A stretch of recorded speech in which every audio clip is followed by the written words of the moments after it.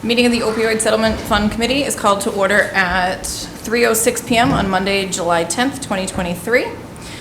Meeting agenda has been distributed in the packet. If there are any amendments to the agenda, please let us know. Hearing none, the agenda will run as stated.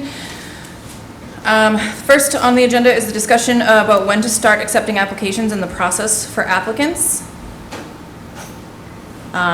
So as of right now, the monies are going to have to be requested through town meeting and put into either as a case-by-case basis or as we had talked about before, requesting to put into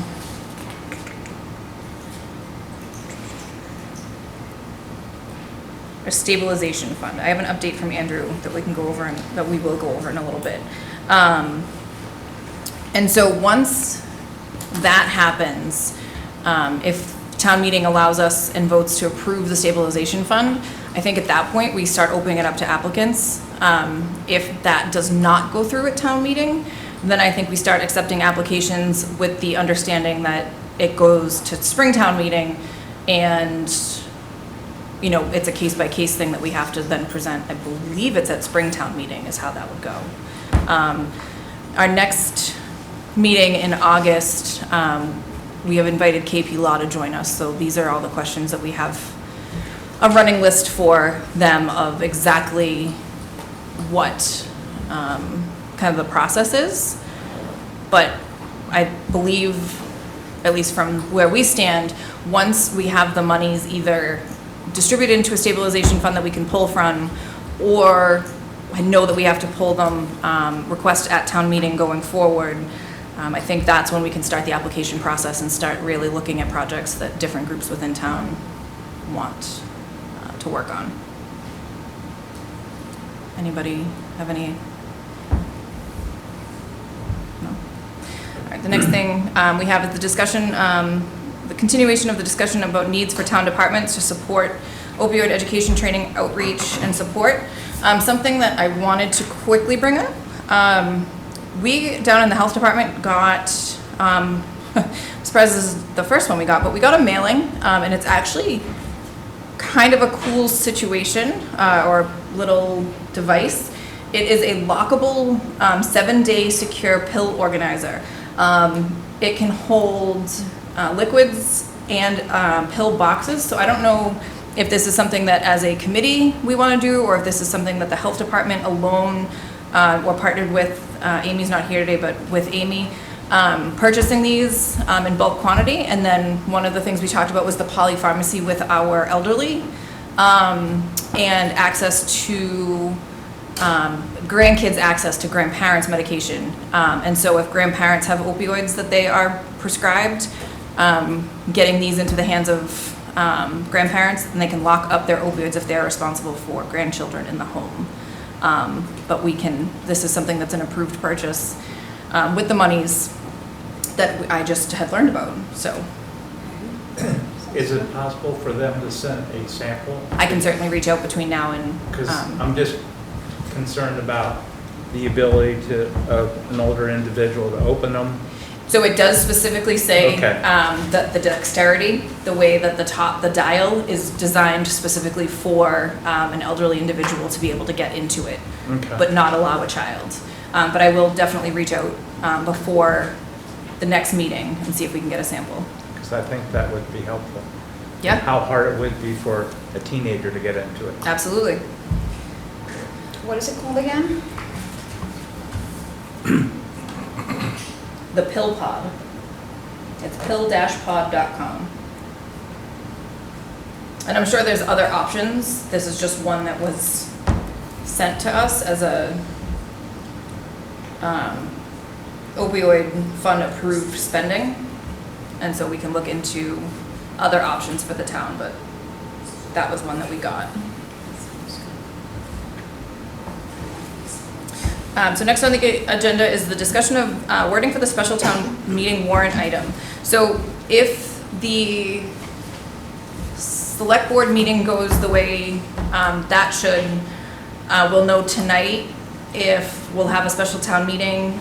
If the warrant is going to be open, it will open up soon and then close at the end of August. So this is something that we're going to have to work on between now and the end of August if we are going to have a special town meeting. I did ask Andrew, the town accountant, to join us today. He was unable to, but he sent, there's an email chain in the packet back and forth, an update. So currently, the opioid settlement money is legally part of the general fund, so it must flow to free cash unless we have a special purpose stabilization fund. The town will have to go through several votes to get everything set up properly. If we have an October special town meeting, we would seek to vote to establish a special purpose stabilization fund for the opioid settlement. We would also vote to designate all fiscal year '24 and future opioid settlement money as revenue for the special purpose stabilization fund. And we would also seek to vote to appropriate money from the special purpose stabilization fund to the desired projects. And then in the Springtown meeting, we vote to appropriate fiscal year '23 opioid settlement money, which exists as free cash, to the desired projects. Right now, possible hiccup to this, I guess is the best way to word it. The state is looking to change how this is being worded, and that we'll be allowed to set up a special revenue fund and no special votes will be required for usage.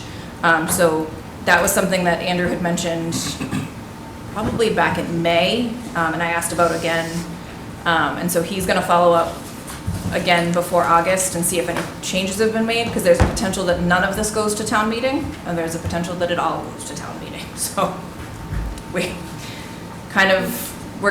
should plan to have warrant items to pass and have them done and all written out by the end of August. In best case scenario is we won't need to use any of them.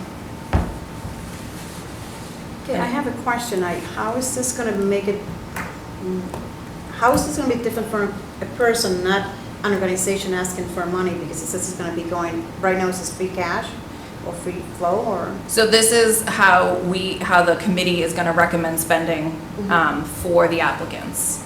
So this is just how we can recommend spending. This doesn't change anything for the applicants. It doesn't change anything, okay. This is just how the applicants will get their money. Okay.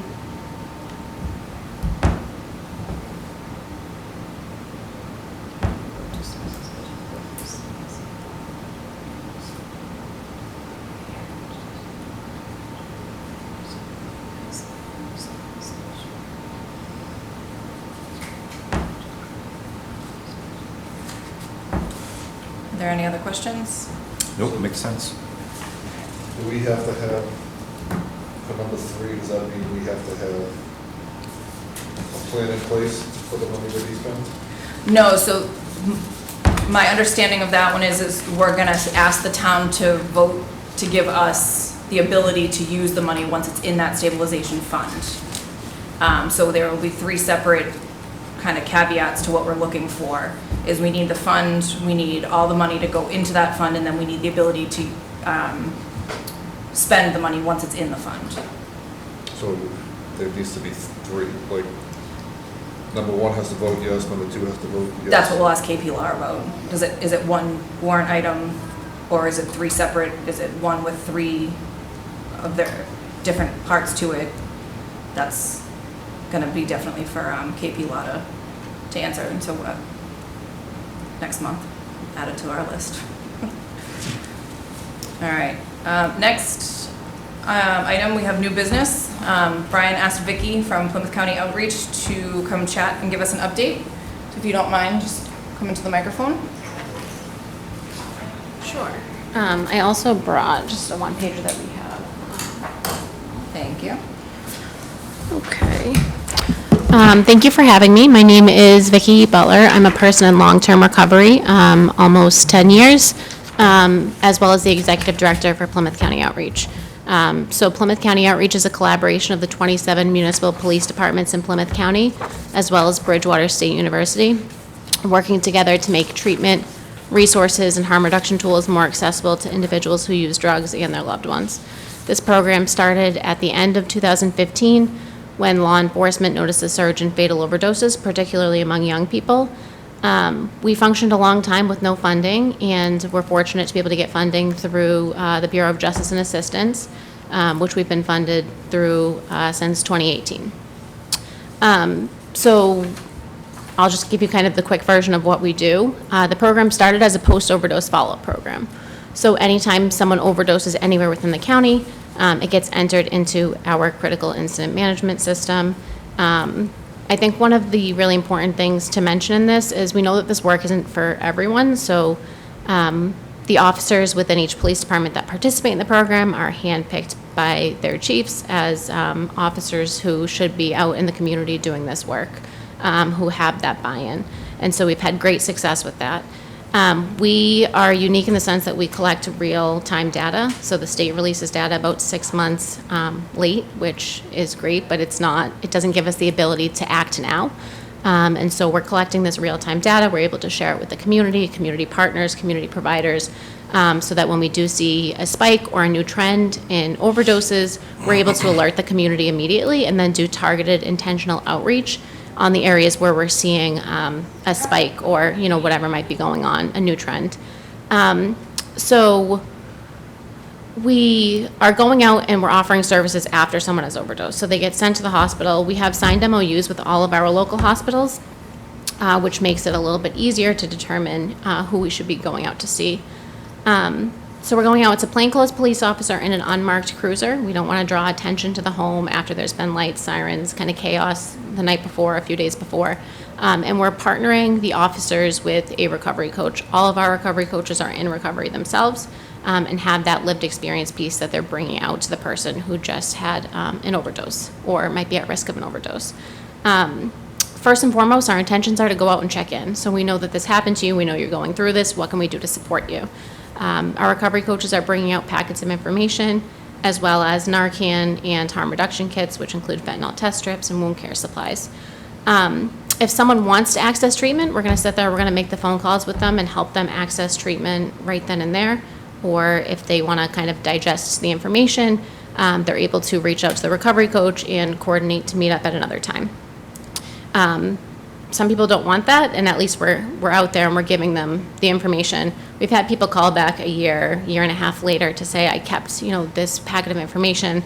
I'm ready to access services at this point, at which point we'll help them.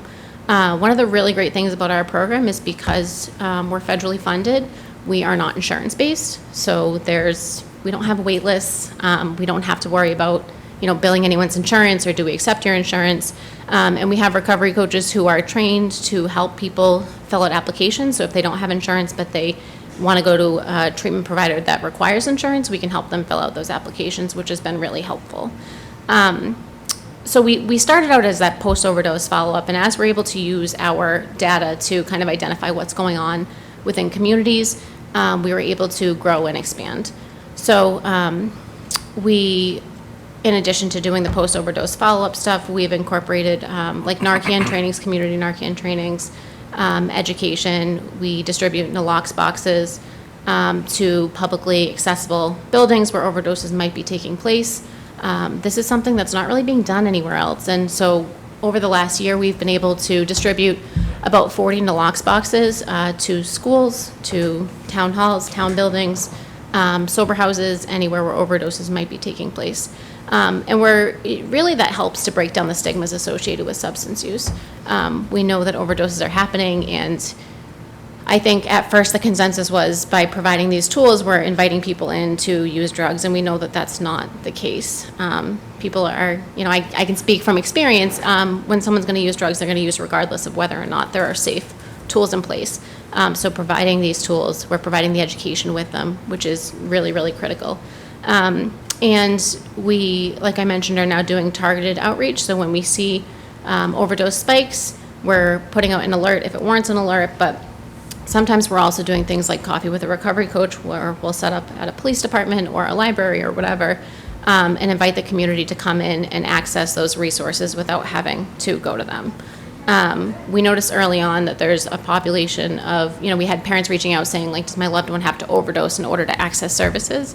And we didn't want that to be the case. And so we have an at-risk referral component where anyone can self-refer, family or friends can refer, law enforcement can refer. We've gotten referrals from community providers. But it's a more proactive approach. It allows us to go out and offer services the same way we would had someone overdosed, in a more proactive way, and hopefully we're preventing those overdoses from happening. So we have seen those at-risk referrals continue to increase since the program started, which, we like to say is the only number that we like to see increase, because it means we are getting people the help that they need before an overdose occurs. And the other great thing about the at-risk referral is that it allows us to help people who are struggling with any substance, not just opiates. So whether it's alcohol, prescription medication, it doesn't matter. We're helping anyone with any kind of use problem. I'm trying to think if I missed anything else. The other thing, so I could probably talk for an hour about the program. I gave you that one pager.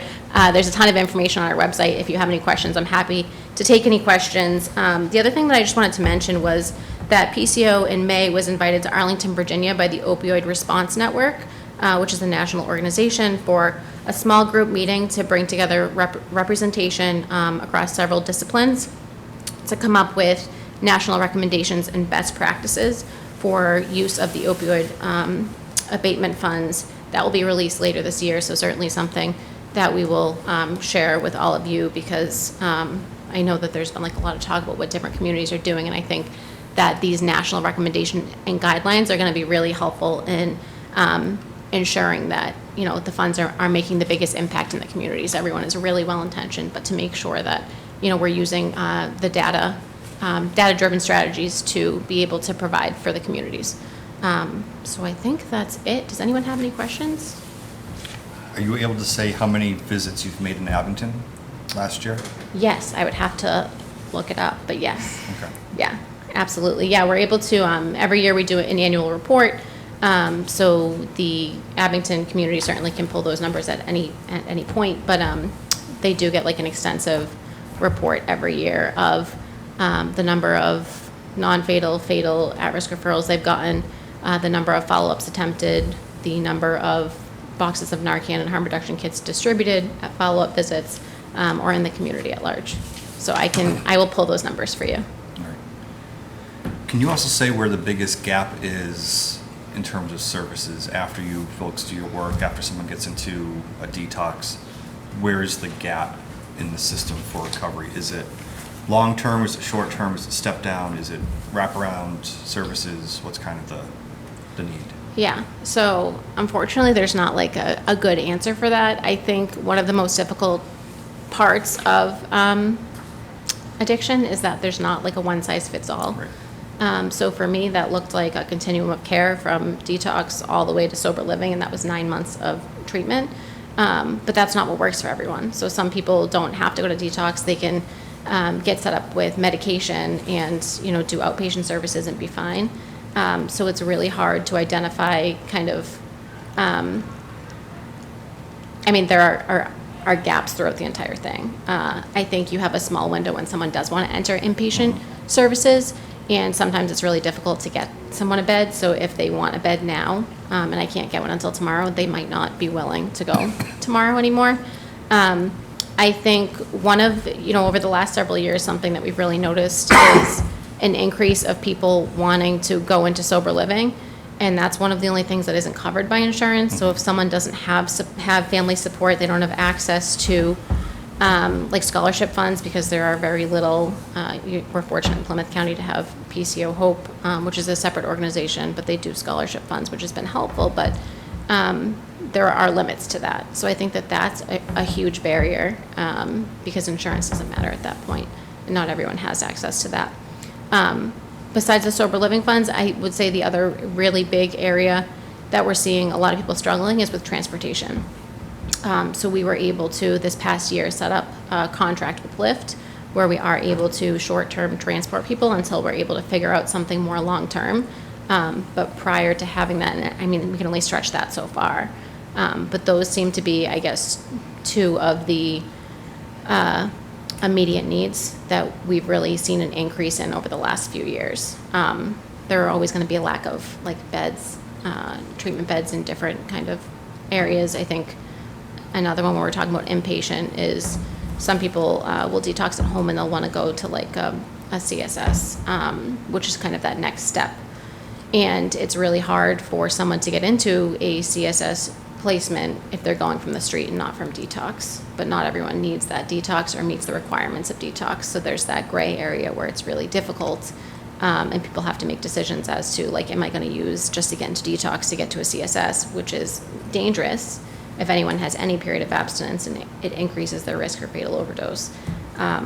So it's a kind of broken system in that sense, but sorry, that was a long answer. So, can I just ask Yeah. a question? So the lift, is that, like, are people using it to get to, like, day treatment, or, like, what are they using it for? Because that's in those, papers, that they want it just to use for, state recommendations. Yeah, so, So, So where we have found the biggest need is, like, if someone wants to start going to the methadone clinic, for example, they have to get there every day. And most people are through Mass Health, they can get a PT1, but that doesn't kick in for a few days. So it's like that gap of a few days. So we've been able to help in that area where until their PT1 is in place, we can transport them to and from the clinic. And so we've been able to get a lot more people started on medication that way, which has been great. We have had a few people who have wanted to do like outpatient day program, and it's kind of the same thing. But a lot of the times they can get the PT1 set up ahead of time for that. If they know that they're going, it seems to be a little bit more difficult with the methadone clinics. Do you guys set that up for them? When you go out to your outreach? The PT1s? Yeah. That has, so unfortunately, we can't do that part. That has to be done by wherever it is that they're going. So if it's outpatient, it has to be done by that facility. And I don't really know much about that, where we're not insurance-based. It's not one of the things that I have to deal with, but we have been able to help with getting that transportation back and forth until they're able to get that in place. And we've also been able to help a lot with transporting people to detox, where that has kind of been a barrier. And we've found creative ways with help of, you know, our law enforcement partners to get people to and from treatment prior, but it's a lot easier to be able to just, and with that contract, we can schedule rides ahead of time, and it's made it a lot easier. Yeah. Any other questions? Awesome. Thank you for having me. Thank you so much for coming. Thank you. Thank you. Does anyone have any other new business they want to bring up? No? All right. So in the packet is the minutes from June 1st. I had emailed them out last week.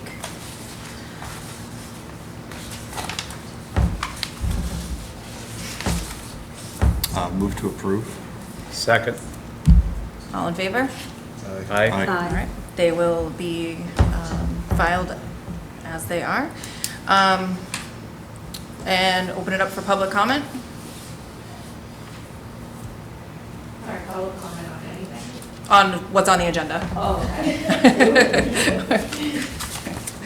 Hearing none. If there are no if there are no objections, we will now adjourn the meeting. Move to adjourn. Second. All in favor? Aye. Aye. All right. Meeting is adjourned at 3:29.